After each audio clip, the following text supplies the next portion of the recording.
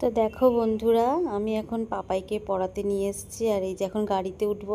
না না, গাড়িতে উঠবো না, এটা হলো একটা চায়ের দোকান, দেখো কি সুন্দর না। তো এখানে পাপাইকে পড়াতে দিয়ে এসেছি। এসে আমি এখানে এসে একটু চা খাবো। খুব সুন্দর চা বানায় এখানে। আর এইদিকে হলো এই যে ভিমার্টের উল্টো দিকে এই দোকানটা, খুব সুন্দর চা বানায়। তো এই যে আমার চা চলে এসছে, তো আমি এখন চা খাবো। আর তারপরে চলে এসেছি, পাপার পড়া হয়ে গেছে। তারপরে এখানে পাশে দেখি একটা মানে গণেশ পুজো হয়েছে। তো পাপাইকে দেখাতে নিয়ে এসেছি। দেখো কত সুন্দর মূর্তিটা করেছে না, খুব বড় আর খুব সুন্দর পাশেই। তো এই জন্য ভাবলাম পাপাইকে এখান থেকে দেখিয়ে নিয়ে যায়। এই যে পাপাই প্রণাম করবে বলে পাপাই একদম উঠেই চলে যাচ্ছে ওখানে প্রণাম করবে বলে।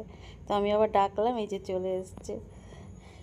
তো তারপরে পাশে আবার মেলাও হচ্ছে এখানে। ঠাকুরের মূর্তিটা কি সুন্দর না, খুব সুন্দর হয়েছে, অনেক বড়।